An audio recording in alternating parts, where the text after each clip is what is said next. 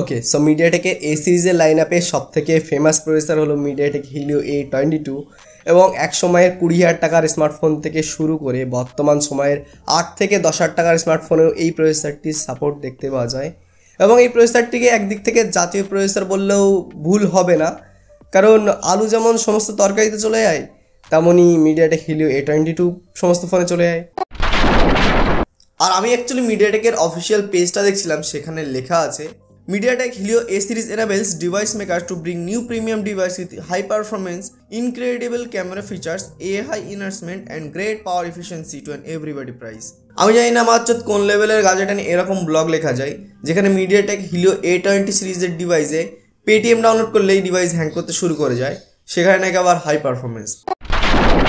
তো এই ভিডিওতে আমরা কথা বলবো মিডিয়াটেক হিলিও A22 প্রসেসর নিয়ে এবং দেখবো যে এই প্রসেসরটি কি আদৌ জাতীয় প্রসেসর হওয়ার মর্যাদা রাখতে পারে।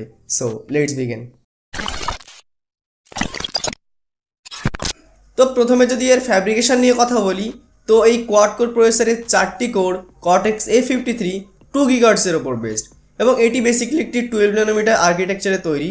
এবং এখানে যদি র্যাম সাপোর্টের কথা বলা হয় তাহলে এখানে LPDDR3 এবং LPDDR4X দুই ধরনেরই র্যাম সাপোর্ট করবে।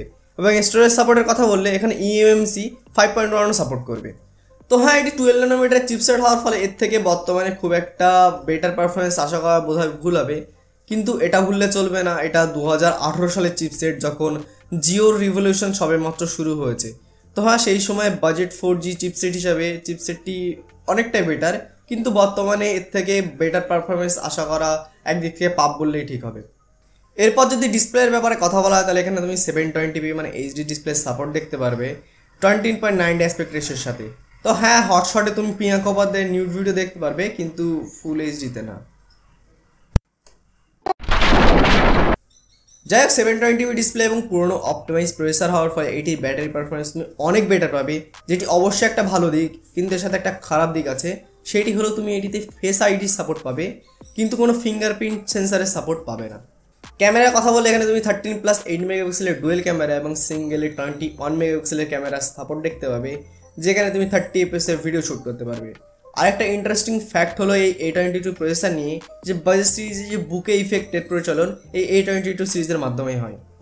শুধুমাত্র তাই নয়, ক্যামেরাতে নাকি আবার low light performance, multi frame, noise reduction, clear image zoom technology, auto exposure, আরও কি সমস্ত বালছাল টেকনোলজি নাকি এর মধ্যে রয়েছে। কাজের বেলা তো ভালো দেখতে পাওয়া যায় না কিছু। কানেক্টিভিটি মডিউলের কথা বলে এখানে অবশ্যই ডুয়েল 4G ভোল্টি সাপোর্ট করবে এবং ওয়াইফাই ভার্সন 5 এবং ব্লুটুথ ভার্সন 5.0 সাপোর্ট দেখতে পাওয়া যাবে। এর সাথে এর আন্তঃদেশ করে কথা বললে সেটি 1,09,000 আশেপাশে চলে আসছে। তো আমি এক্সেলেন্ট বলবো না, বাট ফার বেটার। সর্বশেষে যদি কথা বলা হয় 7 থেকে 8,000 টাকার কোনো স্মার্টফোনে এই প্রসেসরটি সাপোর্ট দেখতে পাওয়া যায়, তাহলে কি আমাদের সেই ফোনটি নেওয়া উচিত? তো হ্যাঁ, অবশ্যই নেওয়া উচিত, কিন্তু এর পারফরমেন্স অতটা বেটার পাবে না। হ্যাঁ, ফেসবুক, ইনস্টাগ্রাম, হোয়াটসঅ্যাপ করার জন্য ঠিক আছে। যাই হোক, এই প্রসেসরটিকে আমি জাতীয় প্রসেসর হিসেবে গণ্য করতে চাই, কারণ 2018 সাল থেকে বর্তমান সময় পর্যন্ত এখন এই প্রসেসরটি যথেষ্ট বেটার আছে। তো হ্যাঁ, আজকের ভিডিও এই পর্যন্ত। ভিডিও যদি তোমাদের ভালো লাগে ভিডিওটিকে লাইক করতে পারো, শেয়ার করতে পারো, সাবস্ক্রাইব করতে পারো।